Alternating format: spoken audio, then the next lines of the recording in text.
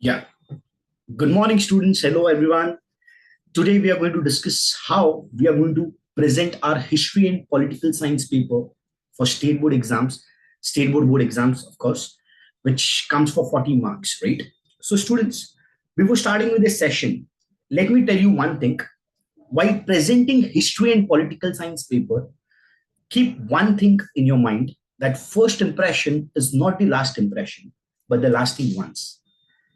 यहाँ पे जितने भी बच्चे बैठे हैं उनको सबको ये बात पता है हिस्ट्री एंड पॉलिटिकल साइंस का पेपर कितने मार्क्स के लिए आता है 40 मार्क्स के लिए आता है राइट अब ये 40 मार्क्स में बाइफर्केशन कैसा होता है students 28 marks is for history right जहां पे आपका 5 क्वेश्चन आता है question number 1 question number 2 question number 3 question number 4 and question number 5 and remaining 12 marks is for political science right again political science में कितने क्वेश्चंस होते हैं question number 6 question number 7 question number 8 and question number 9 सो ये 40 marks में से bifurcation में 28 marks is for history and 12 marks is for political science इतना ही नहीं अगर आप देखोगे पेपर को टोटल 40 मार्क्स में से 20 मार्क्स का तो हमको ऑब्जेक्टिव्स आता है जो हम आज तक पढ़ के नहीं जाते एग्जाम ऑब्जेक्टिव्स मैक्सिमम बच्चे बाजू वाले बच्चों के ऊपर डिपेंड रहते हैं राइट ऐसा मत करके जाना बेटा जोक सपा ये 20 मार्क्स कुछ भी करके हमको पहले करना एंड बाकी 20 मार्क्स के लिए हम बाद में मेहनत करेंगे so out of this 40 marks 28 marks is for history and 12 marks is for what political science late us understand the pattern paper of history students question number 1a choose the correct alternative and write the complete statement student it comes for 3 marks which is as good as filling the blanks right next is question number 1b identify the incorrect pair again for 3 marks question number 2a that is do as directed जिसको हम complete the flow chart बोलते हैं in which you're supposed to attempt any 2 out of 3 which comes for 4 marks question number 2b write short notes again any 2 out of 3 4 marks question number 3 explain the statement with reason which is as good as give reason right any 2 out of 4 marks question number 4 read the following passage and answer the question based on it again it comes for how many marks 4 marks question number 5 answer the question in detail any 2 out of 4 which comes for 6 marks question number 6 which is of political science choose the correct alternative and write the complete statement which comes for 2 marks and question number 7 explain whether the statement is true or false with reason any 2 out of 3 which comes for 4 marks and question number 8a explain the concept any 1 out of 2 which comes for 2 marks and question number 8b do as directed that is complete the flow chart any 1 out of 2 marks and last is question number 9 answer the following questions in brief any 1 out of 2 which comes for 2 marks. So the entire history and political science paper is going to come for 40 marks. जो भी हमने बताया ये pattern paper है जिसमें से 28 marks हमने history को अलॉट किया एंड 12 मार्क्स किसको अलॉट किया है पॉलिटिकल साइंस को स्टूडेंट्स एक बात आप लोगों को क्लियरली मैं बताता हूं अगर आप सोच रहे हो कि आपको 90 अबव स्कोर करना है तो एक बात क्लियर रखना स्टूडेंट्स पूरे 9 सब्जेक्ट्स में से सिर्फ 6 सब्जेक्ट स्कोरिंग है one is math 1 math 2 science 1 science 2 history and geography अगर आप राइटिंग पेपर देखोगे ना ये 6 पेपर टोटल 240 मार्क्स का आता है right 40 marks for history 40 marks for geography 40 marks for science 1 40 marks for science 2 math 1 के लिए 40 मार्क्स मैथ 2 के लिए 40 मार्क्स ये 240 में से anyhow you are suppose to score above 225 230 तब जाके आप एक्सपेक्ट कर सकते हो आप बोर्ड एग्जाम में 90 अबव स्कोर कर सकते हो बिकॉज ये 6 के 6 सब्जेक्ट स्कोरिंग सब्जेक्ट्स होते हैं अगर ये सब्जेक्ट में कहीं ना कहीं तो आपका मार्क्स अगर घटता है ट्रस्ट मी स्टूडेंट्स 90 अबव का सपना छोड़ दो now the question arises sir इसमें 40 आउट ऑफ 40 कैसे स्कोर करें 101% हो सकता है बट सबसे पहले टाइम मैनेजमेंट समझ लो कि बॉस ये 40 मार्क्स का पेपर हमको 2 घंटे में कैसे खत्म करना 40 मार्क्स के लिए हमको कितने टाइम दिए 2 आवर्स का दिया है 10 राइट ये 2 आवर्स के टाइम में that is which is as good as 120 minutes ये 120 मिनट्स में हमको पेपर कैसे खत्म करना है ये हम पहले डिस्कस करते हैं so let us understand the time management 2 hours is as good as 120 minutes right 120 minutes में हमको पेपर खत्म करना है नो डाउट राइट मतलब याद रखना हमने हिस्ट्री को कुछ टाइम अलॉट किया है एंड पॉलिटिकल साइंस को कुछ टाइम अलॉट किया है हिस्ट्री पूरा जो 28 मार्क्स का है वो हमको 1 आवर 20 मिनट्स में खत्म करना है अब ये 1 आवर 20 मिनट्स में खत्म करने के लिए we have question number 1 question number 2 question number 3 question number 4 and question number 5 and pending political science का जो 12 मार्क का क्वेश्चन है वो हमको 30 मिनट्स में खत्म करना है. There might be a question, sir 1 hour 20 minute अगर आप हिस्ट्री को दे रहे हो एंड 30 मिनट्स आप बोल रहे हो पॉलिटिकल साइंस, फिर भी हमारे पास टाइम बचता है. ऑफ कोर्स टाइम बचेगा ना. हमारे पास बचता है 10 मिनट्स. ये 10 मिनट्स हम वेरिफिकेशन के यूज करेंगे. मतलब बच्चे 1 आवर 20 मिनट्स क्वेश्चन नंबर 1 2 3 4 5 खत्म करना है. 30 मिनट्स में question number 6, question number 7, question number 8 and question number 9. And pending जो 10 मिनट्स है वो हम वेरिफिकेशन, कोई मिस्ड आउट क्वेश्चन या कहीं कैंसिल किया है तुमने या कहीं पेज पेंडिंग है वहां पे आपको कैंसिल करना है, ये 10 मिनट्स में आप वो करोगे. एंड लास्ट इज होलोग्राम और बारकोड आपका जो भी है वो आपको स्टिक करके पेपर सबमिट करना है एग्जामिनर को. Right. So let us understand question wise paper हमने कैसे अलॉट किया टाइम. सबसे पहला question number 1 A and B आपको 10 मिनट्स में खत्म करना है. Question number 2 A and B 20 minutes में. Question number 3 10 minutes. Question number 4 हमने अलॉट किया 10 minutes, that is read the extract and answer the question. Question number 5 25 minutes. याद है मैंने बताया था answer in detail, right. Any 2 out of 4. याद रखना बेटा ये 25 मिनट्स यानी कि एक क्वेश्चन आपको 12.5 मिनट, दैट इज 2.5 मिनट्स में खत्म करना है. Right. Question number 6 and 7 15 minutes. Question number 8 and B A and B 10 minutes. And last question that is question number 9 10 minutes. So total 1 hour 50 minutes में आपका पूरा पेपर खत्म होता है. लास्ट का 10 मिनट्स आपको वेरिफिकेशन एंड टाइम जो भी आपने सप्लीमेंट लिया है वगैरह वगैरह, होलोग्राम बारकोड बराबर से स्टिक है कि देखो. एंड लास्ट कहीं भी ब्लैंक स्पेस बचा है उसको पेंसिल से आपको बस कैंसिल करके रखना है, क्रॉस मार्क करके रखना है. That's it. So let us understand paper presentation कैसे होता है सर, वो तो बताओ. सबसे पहला question students, question number 1A. Choose the correct option from the given option and complete the sentence. याद रहेगा तो 3 क्वेश्चन पूछा जाएगा. Question number 1, question number 2, question number 3. Right. याद रखना स्टूडेंट्स, मैंने जैसे कि बताया था first impression is not the last impression but the lasting ones. पहले पेज में ही अगर आप कैंसिलेशन कर रहे हो, याद रखना it creates a bad impression in the mind of corrector. Corrector को पता है कि बच्चे ने पहले पेज में ही कुछ ना कुछ तो मिस्टेक किया है, तो करेक्टर याद रखना आगे का करेक्शन भी उसी हिसाब से रखेगा. So students please as far as possible avoid cancellation. पहले पेज में जीरो कैंसिलेशन, एक भी कैंसिलेशन नहीं होना चाहिए. Students let us understand how we are supposed to present question number 1A. Normally हमारा ये बोर्ड का पेपर होता है इस तरीके से, राइट. ये आंसर शीट होता है बोर्ड का. ये जो बॉक्स है वहां पे हम मेंशन करेंगे क्वेश्चन नंबर 1, राइट.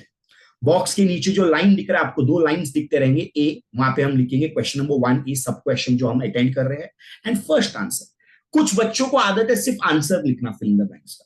याद रखना स्टूडेंट्स, हमको क्लियर कट क्वेश्चन में बोला है choose the answer and rewrite the statement. It means that they are expecting you to write the question as well. तो याद रखना सिर्फ आंसर लिख के मत आना, रॉन्ग मिल जाएगा. ये गलत तरीका है लिखने का. कुछ लोगों को आदत है क्वेश्चन भी लिखते हैं आंसर भी लिखते हैं लेकिन अंडरलाइन करना भूल जाते हैं. ये भी गलत तरीका है. स्टूडेंट्स प्रॉपर तरीका ये है, आप क्वेश्चन लिख रहे हो, ब्लैंक्स को अंडरलाइन कर रहे हो प्रॉपर तरीके से और जहां अंडरलाइन किया है उसी में आपका आंसर फिट है. ये प्रॉपर तरीका है आंसर लिखना. Same goes with question number 2. This is how we are supposed to write. Same goes with question number 3. ये तरीके से हमको लिखना है. That is question number 1. ये जो बॉक्स है वहां पे A 1 2 एंड 3 ये तरीके से प्रेजेंट होना चाहिए paper. Let us come across question number 2. That is question number 1B. From the following sets identify the wrong pair. बहुत बच्चों के दिमाग में आज भी एक क्वेश्चन है सर आइडेंटिफाई करके हमको करेक्ट करके लिखना है क्या. नहीं बेटा, हमको सिर्फ आइडेंटिफाई करना है इसमें से रॉन्ग पेयर कौन सा है. 3 सेट ऑफ क्वेश्चन दिए रहेंगे, हर एक क्वेश्चन में से you are only suppose to identify the wrong pair. जैसे कि क्वेश्चन नंबर 1B1 हमने आइडेंटिफाई किया. लेट्स ये गलत तरीका है. मतलब बहुत सारे बच्चों को आदत है सर सिर्फ ऑप्शन लिख दिया तो चल जाएगा क्या. नहीं, हमको प्रॉपर तरीके से हमको आइडेंटिफाई करना है. हम ऊपर मेंशन करेंगे रॉन्ग पेयर, उसके बाद हम लिखेंगे कौन सा रॉन्ग पेयर है. ये भी तरीका गलत है, ये सही तरीका है. ऊपर हमने लिखा wrong pair Kalbelia drumming and dances of Manipur, ये रॉन्ग पेयर है, ये हमको मेंशन करके लिखना है. Same goes with question number 1B का सेकंड क्वेश्चन, यही तरीके से हमको लिखना है wrong pair. Chess outdoor game, outdoor game नहीं है, इंडोर गेम है, इसको करेक्ट करके मत लिखना, सिर्फ रॉन्ग पेयर आइडेंटिफाई करने बोला है। थर्ड क्वेश्चन बराबर, third question again we are writing wrong pair, Maharaj Sayajirao university Delhi यहां पे लिखा है जो गलत है, तो ये रॉन्ग पेयर हमको सिर्फ आइडेंटिफाई करना। सो again I am telling you students, याद रखना आइडेंटिफाई द रॉन्ग पेयर में हमको मेंशन करना है रॉन्ग पेयर, एंड जो रॉन्ग पेयर है वो लिखना है। ऑप्शन गलती से लिख के मत आना, सिर्फ प्रॉपर आंसर लिख के आना, याद रहेगा। Next is do as directed, complete the concept map, right. इसमें बहुत जन को कंफ्यूजन है, सर इसमें करे तो क्या करे, हमको डायग्राम पेन से बनाना है क्या? नहीं, हमको डायग्राम किससे बनाना है स्टूडेंट्स, हमको पेंसिल से बनाना है, और अंदर का जो लेबलिंग होगा वो पेन से होगा। Again I am telling you, diagram किससे बनाओगे आप? पेंसिल से बनाओगे, एंड अंदर का जो लेबलिंग होगा, नेम्स जो भी लिख रहे हो वो पेन से लिखोगे। अच्छा, बहुत बच्चों को आदत है कि सर हम पहले डायग्राम बनाएंगे, फिर उसके हिसाब से हम अंदर पेन से लिखेंगे। याद रखना, जब आप डायग्राम बनाओगे तो ये बॉक्सेस जो भी बना रहे हो साइड के, जैसे कि ताराबाई शिंदे, पंडिता रमाबाई, रमाबाई रानडे, मीरा कोसंबी, ये याद रखना, इसके जो डायग्राम से ये पहले बनाओ बॉक्सेस, वरना आप नॉर्मली क्या करोगे, पहले लिखोगे फिर उस हिसाब से आप बॉक्सेस बनाओगे, ये नहीं चलेगा। इसमें क्या होगा, कुछ बॉक्स का साइज छोटा होगा, कुछ बॉक्स का साइज बड़ा होगा, ये गलत इंप्रेशन क्रिएट करता है करेक्टर के नाम पे। एंड याद रखना, ये प्रॉपर प्रेजेंटेशन नहीं होता है। सो प्रॉपर प्रेजेंटेशन किसको बोलते हैं? पहले प्रॉपर बॉक्सेस बनाओ, उसके अंदर नाम को फिट करो प्रॉपर तरीके से। So again I am telling you students, important note, pencil से डायग्राम बनेगा और आपका नेमिंग किससे होगा? पेन से होगा। Next question, arrange the following events in chronological order, ये भी क्वेश्चन पूछ सकते हैं, this is how you are supposed to arrange it. Third question आपको पूछा जाएगा प्रॉपर तरीके से, टेबल दिए रहेंगे, टेबल में आपको आंसर करना है, ये तरीका है, इसको ये तरीके से हमको प्रेजेंट करना है। सो ऑलवेज रिमेंबर स्टूडेंट, जो भी डायग्राम होंगे वो डायग्राम को आपको प्रॉपर तरीके से प्रेजेंट करना है। मतलब डायग्राम को आप बनाओगे किससे? पेंसिल से, एंड अंदर का नेमिंग किससे करोगे? आप पेन से करोगे, याद रहेगा। सो ये 3 फॉर्म ऑफ क्वेश्चन मैंने अलग अलग टाइप का बताया, जो बोर्ड पूछ सकता है, आप बोर्ड्स में एक्सपेक्ट कर सकते हो, लेकिन ज्यादा करके आपको डायग्राम बेस्ड ही क्वेश्चंस आएंगे। क्रोनोलॉजिकल ऑर्डर का आना बहुत मुश्किल है, बट फिर भी हमने एड ऑन कर दिया है। Next is question number 4, read the following passages and answer the question. इसमें याद रखना बेटा 3 क्वेश्चन पूछे जाएंगे। क्वेश्चन नंबर 1 और 2 बहुत बेसिक क्वेश्चन होता है, जो 1 मार्क के लिए होता है, but question number 3 comes for 2 marks. अगर नसीब बहुत अच्छा है आप लोग का तो पैसेज में से ही पूछा जाएगा, खराब भी होगा तो याद रखना टेक्स्ट बैक में से कोई क्वेश्चन का आंसर पूछा जाएगा। लेकिन याद रखना स्टूडेंट्स, इसमें एक और चीज मैं बता रहा हूं, हो सके तो टेक्स्ट बुक में जितने भी yellow patches, purple patches, pink patches में दिए गए, उसको एक बार रीड करके जाना, सो दैट आप ये क्वेश्चन भी आराम से अटेम्प्ट कर सकते हो। एंड याद रखना, ये कोई क्वेश्चन डिफिकल्ट नहीं होता है, इजी होता है, इसमें 4 आउट ऑफ 4 मार्क्स मिलना ही चाहिए, याद रहेगा। एंड नेक्स्ट इज, याद रखना बेटा, आपका जो पूछा जाता है दैट इज क्वेश्चन नंबर 4 को कैसे प्रेजेंट करना है, this is how we are supposed to attempt the question, याद रखना। लेकिन याद रखना, थर्ड क्वेश्चन कभी कभी पर्सनल रिस्पॉन्स भी पूछा जाता है। पर्सनल रिस्पॉन्स पूछा मतलब ये नहीं हम पूरे पंचायत लिखते बैठेंगे, पर्सनल रिस्पॉन्स 2 मार्क के लिए होता है, तो 2 प्रॉपर पॉइंट लिख के आंसर हमको खत्म करना है। मैक्स टू मैक्स 4 पॉइंट्स लिखो, उससे ज्यादा मत लिखो, करेक्टर को समझ में आएगा बच्चा बहुत ही ज्यादा फेंक रहा है आंसर में, ये चीज मत करने जाना, प्रॉपर तरीके से 2 प्रॉपर पॉइंट में लिख कर खत्म कर देना। Next is question number 5, answer the following question in detail, any 2 out of 4। याद रखना बेटा, एनी 2 आउट ऑफ 4 क्वेश्चन जब आप लिखते हो, इसको प्रॉपर तरीके से प्रेजेंटेशन करना है। Now the question arises, presentation कैसे? जैसे कि मैं बताता हूं, पहला question, explain Karl Marx theory of class struggle. याद रखना स्टूडेंट्स, 6 प्रॉपर पॉइंट होने चाहिए। बहुत सारे बच्चों को आदत है ये पॉइंटर्स वो लोग 1 2 3 4 डालते हैं, नहीं, स्मॉल रोमन नंबर्स। अब यहां पे मैंने बहुत सारा चीज मेंशन नहीं किया, जैसे कि मैं आपको ओरली बताता हूं, हर आंसर में always remember you are supposed to underline important names, important places, important dates and important terms. याद रखना, अगर ये चीज आप अंडरलाइन करते हो, it creates a good impression in the mind of corrector. Corrector को मालूम है कि बच्चे ने proper name, place, date, terms लिखा है, एंड वो सब चीज को उसने अंडरलाइन किया है, तो करेक्टर याद रखना करेक्शन करने के टाइम पे आप एक्सपेक्ट कर सकते हो कि ये 3 में से 3 पूरा मिल सकेगा। याद रखना स्टूडेंट्स, एक वापस मैं बात बता रहा हूं, जब आप ब्रीफ आंसर्स लिखते हो तो ब्रीफ आंसर में एक प्रेजेंटेशन होता है, वो प्रेजेंटेशन बहुत मैटर करता है। वो प्रेजेंटेशन अगर ढंग से नहीं होगा, it creates a bad impression in the mind of character. Again observe the illustration and right relevant information about it. इसको हम बोलते हैं पिक्चर बेस्ड क्वेश्चन। ये बहुत कम पूछा जाता है, लेकिन पूछा भी तो पैनिक मत होना। इसको भी प्रेजेंट करने का तरीका है, प्रॉपर 6 प्रॉपर पॉइंट्स में आप प्रेजेंट करोगे, उसके बारे में 6 प्रॉपर पॉइंट आप लिख के खत्म कर दोगे। So this is how we are suppose to present the paper. Next is, याद रखना क्वेश्चन नंबर 7। बहुत जन के दिमाग में क्वेश्चन है, सर हम ट्रू और फॉल्स लिखते हैं, उसके साथ हमको रीजन भी लिखना है क्या? यस, ऑफ कोर्स लिखना है। वहां पे प्रॉपर मेंशन किया गया है, explain whether the following statement are true और false with reasons, right? So हमको रीजन मेंशन करना है, लेकिन याद रखो जब भी आप ट्रू और फॉल्स लिखोगे, पहले आपको मेंशन करना है दी अबाव स्टेटमेंट या statement above is either false और ट्रू। उसके बाद 3 प्रॉपर रीजन होने चाहिए। याद रखना, ट्रू और फॉल्स को हमको हाफ मार्क मिलता है, आगे का जो 1.5 मार्क है वो 3 प्रॉपर पॉइंट्स के लिए दिया जाता है। Next is question number 2, election commission lays down the code of conduct. Again इसमें भी सेम पैटर्न है, ट्रू लिख के आपने 2 प्रॉपर पॉइंट में खत्म कर दिया, बिकॉज आंसर ट्रू है, उसको हमको सिर्फ एक्सप्लेन करना है। Next is question number 3, people may lose confidence in democratic process due to corruption during elections. याद रखना ये अगेन ट्रू है, इसमें भी हम 2 पॉइंट में खत्म कर दिए। सो जहां भी आंसर आपका फॉल्स आता है, अबाउट स्टेटमेंट इज फॉल्स है, वहां पे प्रॉपर 3 पॉइंट्स होने चाहिए। अगर अबाउट स्टेटमेंट ट्रू है, वहां पे 2 पॉइंट में खत्म कर देना answer. So this is how we are supposed to present a paper. Students, याद रखना question number 9, जो last question है, answer the following question in brief. What are the major characteristics of political parties? This is how we are supposed to present it. अब मैं तुमको एक important note बताता हूं, अगर याद रहेगा ये आंसर में subtitles है, to achieve power, to pursue an ideology, to have a party agenda, to establish a government, link between government and people. ये सारे subtitles को बेटा underline करना with the help of scale and pencil. क्यों? ये अच्छा impression create करेगा किसके दिमाग में? करेक्टर के दिमाग में।